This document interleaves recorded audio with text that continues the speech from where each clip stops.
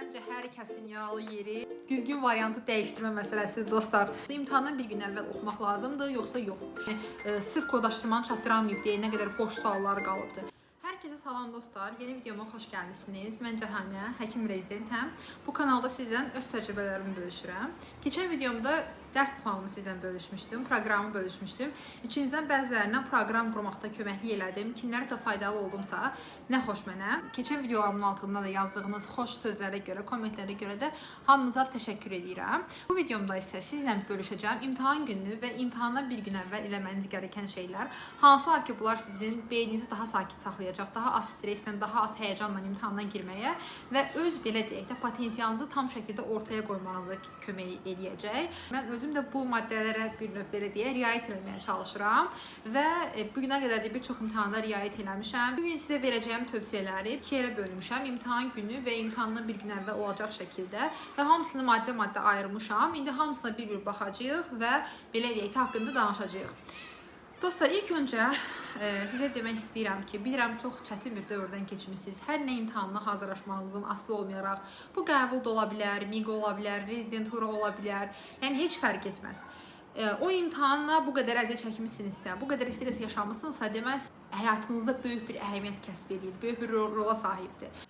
İmtahanda sizə uğurlar arzu edirəm. Bir çox çətin bir dönəmdən keçmisiniz, çox ağır bir dönəmdən keçmisiniz. İstər fiziki, istər belə mental olaraq çox yorub bu dönəm sizi. Amma artıq qəbul imtahanına çox az qalıb və bu dönəm bitəcək və bundan sonra sizin həyatınızın yeni dönəmi, çox daha gözəl olan dönəmi başlayacaq. Ona görə də bu imtahana belə deyək də həll edici mərhələ kimi yox da bir keçid mərhələsi kimi baxın. Yəni sizi o arzuladığınız həyata keçirdəcək mərhələ kimi baxın və o mentalla imtahana girin. Düşünürəm ki, bu şəkildə imtahana baxanda insan daha rahat olur, daha az stresli olur. Çünki mən də özüm vaxtilə bunu eləmişəm. Mən də qəbul imtahanlarına girmişəm və yadıma gəlir qəbul imtahanına girməzdən əvvəl mən hamıya deyirdim ki, qəbul imtahanı mənim üçün bir prosedurdur. Mən onsuz da tibb universitetinə qəbul olacağam. Mən ora qəbul olacaq qədər oxumuşam, əziyyət çəkmişəm. İmtahan mənim üçün sadəcə olaraq bir mərhələdir. Onu da keçim, daha sonra tibb universiteti başlayacaq. Hətta evdə valideynlərimə deyirəm ki, bəs mən qəbul oldum da, niyə belə bunu çox böyük bir coşqu ilə qarşılamadınız? Mənim onda mamam deyirdi ki, yəni sən o qədər artıq bizim beynimizə həkk eləmişdin ki, may ayında sən məktəbdə məzun olacaqsan, sentyabrda da tibb universitetinin tələbəsi olacaqsan. Yəni imtahanda bir prosesdir sadəcə olaraq. Hətta evdəkilərə belə bunu aşılamışdım. Yəni ki, buna bir proses kimi baxın, bir mərhələ kimi baxın. Həll edici yox da keçid mərhələsi kimi baxın. İnşallah hər şey yaxşı olacaq. İnşallah əziyyətlərinizin qarşılığını görəcəksiniz. Çünki Allah heç vaxt əziyyəti bəhrəsiz qoymur. Necə deyərlər, hak edən hak etdiyini qazansın. Hamınıza bir daha uğurlar arzu edirəm. İndi isə keçək bu imtahandan bir gün əvvəl eləməmiz gərəkən şeylərə. Dostlar, ilk öncə sizə verə biləcəyim belə deyək, ən önəmli tövsiyə odur ki, imtahandan bir gün əvvəl həyatınızda bütün neqativlərdən uzaq olun, ancaq pozitivə köklənin. Əminəm ki, bir çoxunuzun həyatında sizi eleşdirən, həm yaxşı mənada, həm pis mənada insanlar var. Və bunlar sizə bəzən yaxşı təsir göstərir, bəzən pis təsir göstərir. Onu ən yaxşı siz bilirsiniz. Və sizə pis təsir göstərən insanları, pis təsir göstərən şeyləri çalışın ki, bu dövrdə, xüsusən də imtahandan bir gün əvvəl məruz qalmayasınız o şeylərə. Bu evdə sizin valideyniniz olsa belə sizə bu baskını uygulayan, bu negativi yaşadan, çalışın ki, onunla da ünsiyyətə girməyəsiniz. Mən yaxşı xatırlayıram. Mən qəbul imtahanından bir gün əvvəl idi. Mən çıxmışdım həyətə və orada oturacaq bir yer var idi. Mən oturub göyə baxırdım və sadəcə o düşünürdüm ki, bu qəbul imtahanı olub bitsəydi, mən artıq rahat belə deyək, yaşayardım da, rahat olardım. Yəni sırf özümə odaqlanmışdım, sırf özümə fokuslanmışdım. Yəni kimlərsə, məsələn, bir tanışınızla danışacaqsınız. Yəni belə deyim də, abituriyentlər arasında düşünürəm bu çox daha yayğındır, bir-birini manipulə eləmək. Mən oxumamışam, imtahan belə çətindir, nə bilim yaza bilməyəcəm, kəsiləcəm deyib sizi ruhdan salan və yaxud da evdə valideyn sən bu balı yığmalısan deyib insanı belə deyək də məcbur eləyən valideynlər də var təəssüf ki. Yəni çalışın ki, onlara məruz qalmayasınız. Sadəcə olaraq, yəni əlaqəni kəsin, konkret özünüzlə qalın bu bir gün. Xüsusən də bu imtahandan əvvəl bir günü özünüzlə qalın və özünüzü pozitivə kökləyin. Qəbul imtahanına deyil də ondan sonraki tələbəlik həyatınıza, nə bilim, yeni dostluqlarınıza, yeni həyatınıza, yeni uğurlarınıza fokuslanın. İnşallah imtahanda asan bir şəkildə yola verəcəksiniz. müsbət pozitiv enerji ilə. Çünki nə qədər həqiqətən bir işə pozitiv başlayırsınızsa, o qədər də gözəl olur. Mən məsələn universitetdə oxuyanda semestr vaxtı bəzən olurdu ki, məsələn bir materialın 40%-ni məndə oxuya bilməmişəm də. Məsələn atıram 100 bal üzərindən 60 ballıq oxumuşam. İnanırsınız imtahana biraz qalmış, artıq mən atırdım hər şeyi kənara, qəşəng geyinib bəzənib düzəlib gedirdim imtahana ki, nə olacaq da, yəni. Və inanın ki, mən hər zaman bunu sınamışam və hər zaman da görmüşəm ki, insan planladığından da yaxşı nəticə göstərir o şəkildə, yəni yüksək əhval-ruhiyyə ilə imtahana girəndə. Və sonra danışmaq istədiyim şey, imtahandan bir gün əvvəl oxumaq lazımdır, yoxsa yox. Mən bunu öz təcrübəmdən cavablandıra bilərəm ki, mən müsbət yanaşmıram. İmtahandan bir gün əvvəl oxumağa, yəni mən çox da lazımlı baxmıram. Məsələn, mən öz təcrübəmi yenə də deyirəm, sizə deyim. Yadıma gəlir, mən biologiyadan analizatorlar mövzusu mənim həmişə çətinlik çəkdiyim bir mövzu olub, sevmədiyim bir mövzu olub. Və imtahandan bir gün əvvəl də mən gözə baxmışdım, çünki gözü ümumiyyətlə sevmirdim. Hələ də sevmirəm bu arada. İmtahanda da gəldi, gözdən sual düşdü və mən səhv yazdım. Yəni 25-dən 24 kimi biologiya yazmışdım. Sadəcə bu göz sualı səhv idi. İndi düşünürəm ki, bəlkə də mən həmin o bir gün əvvəldən o sualı, o mövzunu təkrar eləməmiş olsaydım, bəlkə də məntiqlə o sualı düz yazardım. Bu qalsın bir qırağa. Bəzən olur ki, bir dənə şeyə açıb baxırsınız kitabda, vərəqlədikcə deyirsiniz, ilahi, mən bu qədər şeyi oxumalıyam, mən bu qədər şeyləri bilmirəm. Sanki beyninizdən hər şey silinmiş kimi hiss edirsiniz. Və inanın ki, 10 dənə o bilmədiyinizi düşündüyünüz mövzular var. Onların heç birindən də sizə sual düşməyəcək. Amma bu stres var. Bu elə bir stresdir ki, yəni özünüzə bunu eləməyin də, lazım deyil. Bir gün əvvəldən, nə bilim, xoşunuza gələn bir kinoya baxa bilərsiniz. Sizi sevən, uğurunuzu istəyən insanlarla vaxt keçirə bilərsiniz. Səmimi dostlarınızla belə deyək ki, vaxt keçirə bilərsiniz.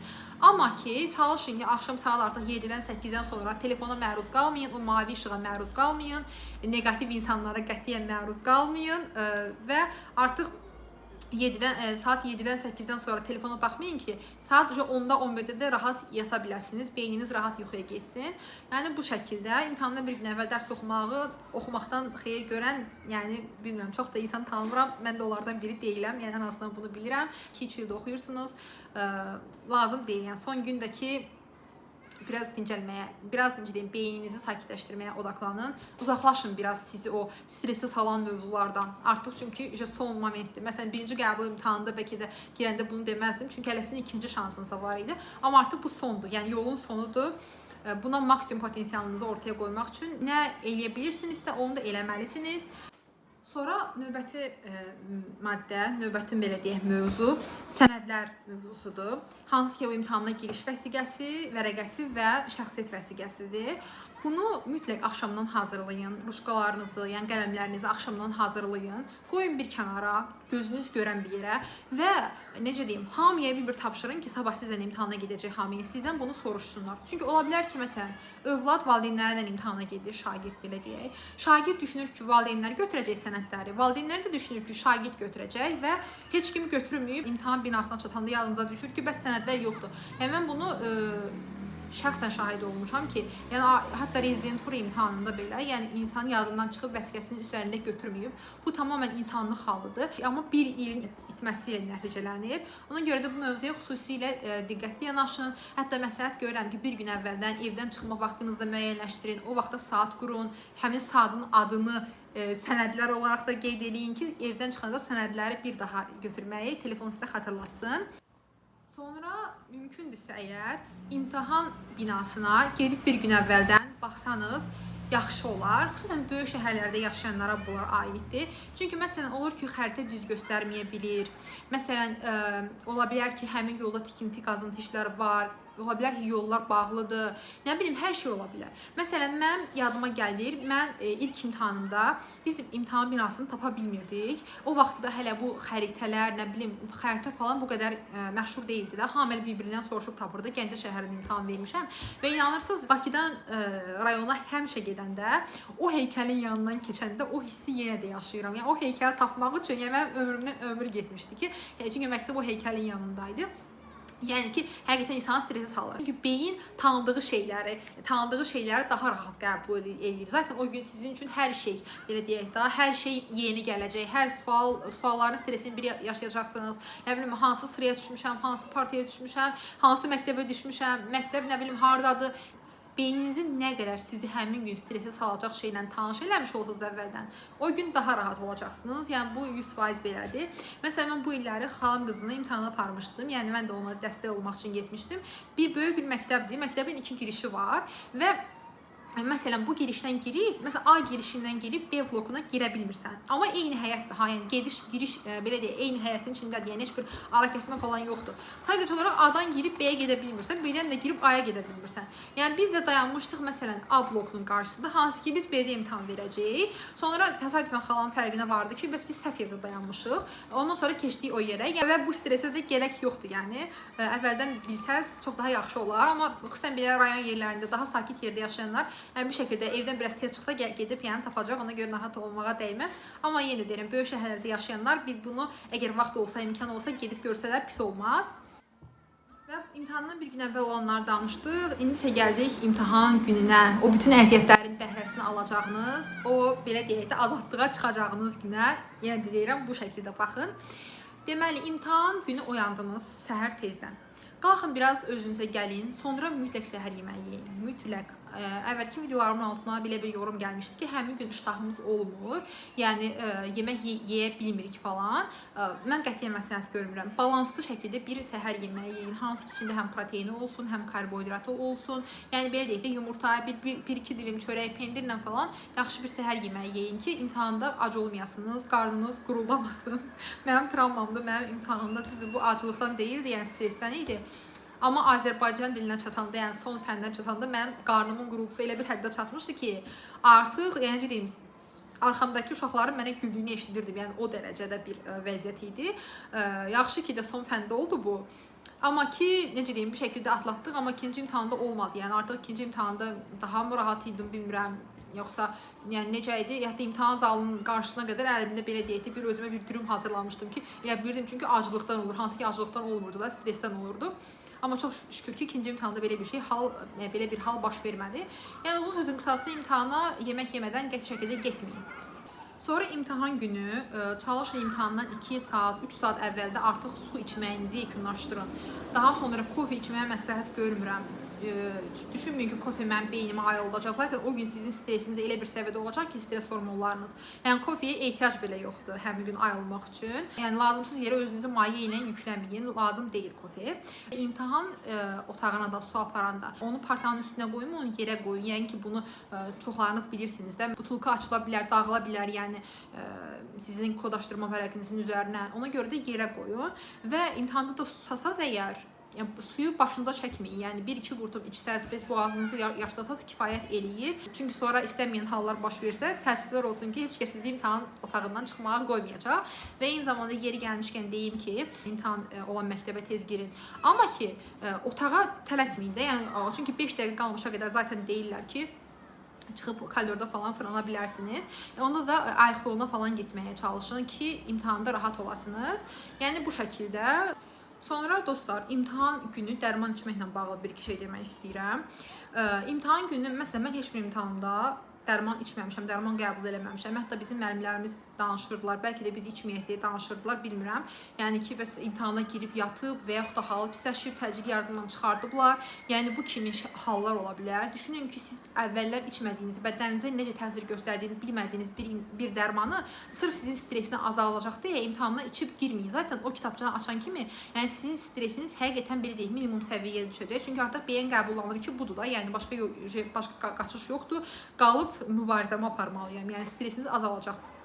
Lazımsız yerə bədəninizi tanımadığı bir dərmanla sınamayın. Yəni lazım deyil, xoş olmayan şeylər yaşaya bilərsiniz. Sonra dostlar, imtahan günü evdən mümkün olduqca tez çıxın. Bax, bayaq dediyim kimi gedib imtahan binasını görmüş olsanız da belə, məktəbə yaxın yaşayır olsanız da belə, mütləq imtahan günü deməli tez çıxın evdən. Baxın, sizə bir hadisəni danışacağam. Mənim keçən yoldaşım imtahan verirdi. Bu diş həkimlərinin belə diplomlarını tanıtmaq üçün verdiyi bir imtahandır. Türkiyədə verirdi. Və mən həyatımda ilk dəfə idi ki, belə vacib bir imtahanı yəni iştirak eləmirdim də. Sadəcə çöldə durub yəni gözləyirdim. Və orada 2 dənə xanımı gördüm ki, imtahanda gecikdilər.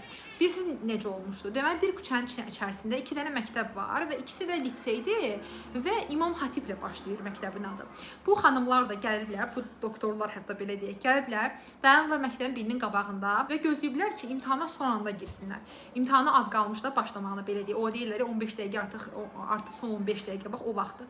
Nəsə, orada oxuyurlar ki, bəs bunlar səhv məktəbə gəliblər. Əslində bu küçədə olan başqa bir liseydəymiş onların imtahanları. Və bu xanımlar da yəni qaça-qaça o məktəbdən bu məktəbə gəlirlər. Onlar həyətə girəndə mən saatıma baxdım, bildim ki, onları içəri almayacaqlar. Çünki artıq tamam olmuşdu vaxt. Hardasa da belə deyək də, məktəbi də çox böyük məktəbi, çox böyük bir həyəti var idi. Məktəbin içinə girəndən imtahan blokuna qədər, yəni qaçsan belə 1-2 dəqiqə vaxtın gedəcəkdi. Onları içəri almadılar. Təsəvvürünüzə gətirə bilirsiniz, yəni 1-2 ildir çəkilən əziyyət və sadəcə 2 dəqiqəyə görə onlar içəri girə bilmədilər. Amma məsələn bir yarım saat tez getmiş olsaydılar o məktəbə, heç getmək qalsın bir qırağa, bir 10 dəqiqə tez içəri keçməyə cəhd eləmiş olsaydılar, o nəzarətçi onu yoxlayıb deyəcəkdi ki, sən bu məktəbdə deyirsən və o yenə gəlib o birisi məktəbə çatası idi, yəni son anda olsa çatası idi. Yəni bu kimi halları nəzərə alaraqdan tez gedin. Düşünməyin ki, mənim başıma gəlməz. Yəni inanın ki, bugün bu hadisə başına gələn hamı, yəni belə deyək də heç kim düşünməyib ki, bu hadisə mənim başıma gələr. Amma olub da, yəni işte Allahın işi də olur, yəni belə şeylər. Ona görə də tez çıxın, eyb yoxdur. Bir saat artıq çıxmaqla sizə heç də olmayacaq, amma bir dəqiqə gecikib getməklə sizə çox şey olacaq. Sonra dostlar, deyək ki, imtahana girdiniz, artıq sualları işləməyə başlamışsınız və sual sıralaması məsələsi ki, hansı fəndən başlayacağam. Mən o vaxtı, heç vaxt, yəni, məsələn, atıram, məndə kimya 3-cü gəlirdi, səhv eləmirəmsə, kimyadan başlamazdım. Yəni, birinci hansı gəlirdisə, ondan başlayırdım. Bizim bir Azərbaycan dili müəllimimiz vardı. O həmişə deyirdi ki, yəni bunu o qədər üstündə bunun ekspert çalışır ki, onlar bilirlər ki, o həmin an o abituriyentin beyni hansı fənni işləməyə qadirdir. Yəni ona uyğun da suallarını hazırlayırlar. Yəni sual sıralamasını hazırlayırlar, siz dəyişdirməyin. Amma mənim kimya müəllimim mənə dedi ki, sən 25 yazmalısan. Mən deyəsən qəbullarda 25 yazmamışdım. Kimyanı birinci qəbulda. Müəllimim mənə demişdi ki, mütləq birinci kimyanı işlə 25 yaz, mütləq. Mən də belə bir qaza gəldim. Özü kimyanı da çox sevirdim. Birinci kimyadan başladım. Və sonra evə gəldim, abituriyent veriliş olurdu. Biz evi televizordan yoxlayırdıq sualları. Və birinci sual səhv idi. Yəni birinci sualı kitabçada səhv yazmışam. Yəni cavabı düzgün almışam, amma kitabçanın variantında çünki sütun sualı idi, səhv köçürmüşəm. Yəni nə oldu? Yenə 24 oldu. Yəni yenə də bəlkə də başdan başlasaydım, necə o səhv eləməzdim də. O necə deyim, streslə ki, mən birinci kimyanı açmışam, 25 yazacağam. Yəni nə ehtiyac var? Yəni nə gerek var? Sıralama nədirsə onu da eləyin. Bəlkə əvvəlki imtahanlarda çox yoxlamısınız. Yəni artıq üsulunuz bu şəkildədir. Hə, onda necə sizə məsləhətdir, o şəkildə də eləyin. Amma mən də bunun tərəfindəyəm ki, ardıcıllıq necədirsə eləmək lazımdır. Daha sonra məncə hər kəsin yaralı yeri düzgün variantı dəyişdirmə məsələsidir dostlar. Bu məncə, yəni bu yer üzündə imtahan verən hər kəsin travmasıdır. Yəni əgər bu günə qədər 100 dənə sualın variantını dəyişdirmişəmsə, onun inanın ki, yəni bəlkə 95-i səhv çıxıbdı. Bilirsiniz bu niyə belə olur? Çünki sizin o sual dəyişdirdiyiniz suallar, yəni belə deyək də, onlar əmin olmadığınız suallardır. Bilgi sizin belə deyək də, şüurlu beyninizə deyil, şüurlu düşüncənizə deyil. O şüuraltı, o qabıqaltı mərkəzlərdə bir yerdə ilişib qalıb məlumat və siz onu gördüyünüz anda, o sualı oxuduğunuz anda o yada düşür və onu tez işarələyirsiniz. Sonra qayıdırsınız, özünüzdən bir qəribə mexanizmalar, nə bilim, qəribə üsullar, düsturlar kəşf edib onu dəyişdirməyə çalışırsınız. Bilin ki, bir şeydə özünüzdən uydurursunuzsa bir sualı, bilin ki, yəni o cavab səhv olacaq. İki halda dəyişdirə bilərsiniz sualın cavabını. Ya 100% yadınıza düşüb də, yəni sual kitabın vərəqinə qədər yadınıza düşüb də, yəni o hansı tərəfdə yazılmışdır məlumat, ya da ki, kökünü səhv oxumusunuz. Və bu tip dəyişdirdiyim suallar düz çıxıbdır, çünki çox normaldır, yəni məsələn, atıram, olur soruşur, mən olmur düşünmüşəm və yaxud da tərsinə. Və bu tip sualları dəyişdirə bilərsiniz. Amma yerdə qalan, əmin olmadığınız heç bir sual dəyişdirməyin. İnanın ki, imtahanda 5 dənə belə sualın 4-ü düz çıxsa, 4-ü səhv çıxsa, 1 düz çıxsa, siz sıfırdasınız da, deyək ki, ilk dəfə yazdığınızı dəyişdirməmiş olsanız, yəni ki, artmır. Yəni sizdən bir şey getmir də. Çünki o bir sual, o 4 dənə sualın apardığı o 0-dan 125 ballarda, misal üçün deyək, kompensasiya eləyəcək. Amma bunun 5-ini də dəyişdirsəz, 5-i də səhv çıxsa, o özləri səhv olmamış kimi hələ düzlərinizdən də bal aparacaq. Ona görə də dəyişdirməyin. Həmin o 5 dənə sualda əmin eləyim ki, sizi 3-ü düz çıxacaq yəni. Ona görə də dəyişdirməyin, lazım deyil. Yəni dəyişdirib fayda görən insan tanımamışam. tanıyacağımı da açıqcası düşünmürəm. Lazım deyil. Eləməyin belə şeylər. Sonra məsələn bəzən olur ki, çətin suallar olur. O suallarda ilişib qalmayın. Dərhal keçin. Yəni çünki baxan kimi biləcəksiniz ki, bu sualı işləyə bilərsiniz yoxsa yox. Bir dənə də bir xatirəmi danışacağam sizə. Deməli Azərbaycan dilindən bir sual var. Orfoqrafik belə deyək, mövzuna aid edilən bir sualdır deyəsən. Sözün düzgün yazılışını soruşur. Mən də heç cürə çıxarda bilmirəm də bunu. Yəni tam əmin ola bilmirəm. 2-3 variant arasında qalmışam. Bu sualı saxlamışam. Sonra fizikanı işləyəndə mən bilirsiniz nə gördüm? Sualın kökündə həmin o söz var. Yəni o söz o biri fəndə sualın kökündə var idi. Yəni məni o sual işarəsi altında qoyan belə deyək, o 2-3 variantdan biri. Yəni o mənə kömək elədi ki, mən o sualın cavabını düz yazdım. Yəni tələsməyin. Sadəcə olaraq o səhvin üstündə çox qalmayın. Çünki o səhv sual sizin vaxtınızı aparır lazımsız yerə. Daha doğrusu çətin sual. Çünki bu imtahanda çətin sual da eyni bal verir, asan sual da eyni bal verir, orta sual da eyni bal verir. Asan, orta tipli sualları eləyən abituriyentlər zaten kifayət qədər yüksək bal toplamış olurlar. Çətin sualı eləyə bilməyəcəyinizi düşünürsünüzsə, onun üzərində çox vaxt sərf eləməyin, keçin o bir suallar işləyin. Vaxtınız qalsa keçib o çətin sualın üzərində baş sındırarsınız, taparsınız cavabını. Amma ilk başdan ona qədər vaxt sərf eləməyə ehtiyac yox. Çünki ona gərəyindən çox vaxt sərf eləyəndə, axıra yaxınlaşanda, kodlaşdırma ərəfəsindəmi, ya nə bilim, və axırıncı suallara çatanda artıq lazımsız yerə stresə düşəcəksiniz. Sonra kodlaşdırma məsələsi. Baxın, kodlaşdırma imtahana 40 dəqiqə falan qalmış imtahanın bitməsinə. İstəyirsiniz suallarınızın yarısı durmuş olsun, yəni yarısını əldə etməmiş olsun. Kodlaşdırmanı yazın dostlar. Nə qədər adam tanıyıram ki, yəni sırf kodlaşdırmanı çatdıramayıb deyə nə qədər boş suallar qalıbdır. Məsələn, siz 10 dənə sualı kodlaşdırdığınız vaxtda maksimum bir dənə sual yazarsanız, lazım deyil o bir sual olmasın. Əsas odur ki, o 10 dənəni kodlaşdıra biləsiniz vərəqəyə. Yəni kodlaşdırmaya normal vaxt sərf edin. 40 dəqiqə qalmış, yəni əmin olduğunuz sualları artıq köçürün və sonra da elədikcə artıq o sualdan əminsinizsə, yəni əvvəl eləmədiyiniz sualları yavaş-yavaş onlar da köçürərsiniz. Sonra bəzən imtahanda bizi şübhəyə salan belə bir nöqtə olur ki, baxırıq ki, arda-arda 5-6 dənə A variantı getdi və yaxud da 5-6 dənə B variantı getdi. Yəni bu tələyə düşməyin. Yəni o suallar bəlkə də xüsusən bəlkə də spesifik olaraq elə qoyulub dostlar. Siz elə düşünürsünüz ki, 6 dənə də A variantı olmaz. Bəlkə də qəsdən qoyublar ki, sən belə düşünəsən deyə. Baxın, mən yadıma gəlir, mənim bir son girdiyim rezidentura imtahanında arda-arda mən 4-cü, 5-ci D-ni işarələyəndə artıq fərqinə vardım ki, mən artıq ancaq D işarələyirəm də. Amma indi dəyişdirmədim. Çünki mən bildiyim oydu yəni. Deyirdim ki, səhv olsa da olacaq da, yəni neyiniyim? Çünki mənim ağlıma başqa variant gəlmir. Sırf bu düşüncəyə görə, hansı bu mifə görə, belə deyək, bir növəsində düşüncə də yox mif.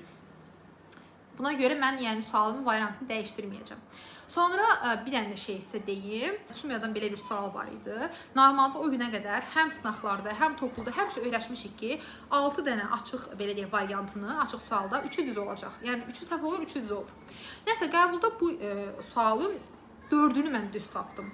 İnanırsınız, o qədər tərəddüd keçirdim ki, görəsən 3 dənədirmi səhv, yəni 3 dənədirmi düz, mən səhvmi düşünürəm. Amma yenə də 4-ünü də kodlaşdırdım, 4-ü də düz çıxdı. Yəni ola bilər bəzən belə şeylər, özünüzə güvənin, yəni öz bildiyinizə güvənin. Sualı sırf yəni heç biri var bilmədiyinizə əmin olmadığınıza görə səhv yazarsınız. Biri var da belə heç bir məntiqə əsası olmayan miflərə görə durub variant dəyişdirəsiniz ki, hə 4 dənə dalbadal D gəldi, 5-ci D ola bilməz və yaxud da açıq sualın 4 dənə cavabı ola bilməz. Yəni bunlar hamısı mifdir. Hər şey ola bilər dostlar. Bu qəbul imtahanıdır. İmtahan günü dostlar çalışın biraz özünüzə fikir verəsiniz fiziki görünüşünüzə. Daha rahat geyinin, ütülü paltar geyinin, təzə paltar geyinin. Yəni özünüzü o gün sizə qəşəng hiss etdirəcək, özgüvəninizi artıracaq. Necə deyim, yəni ki, bir əhval-ruhiyyənizi qaldıracaq bir formada gedin. Yəni qəşəng kombin eləyin, bir növ imtahan kombin eləyin. Yəni bu sözün qısası, yəni bu imtahana hazırlıqda hər şey sizin motivasiyanızı yüksəltməyə xidmət eləsin də. Yəni qəti şəkildə heç bir beyninizdə imtahandan başqa bir şey düşünməyin. İmtahanın stresindən başqa bir stres sizi belə deyək də düşünməyə vadar eləməsin, sizin vaxtınızı almasın.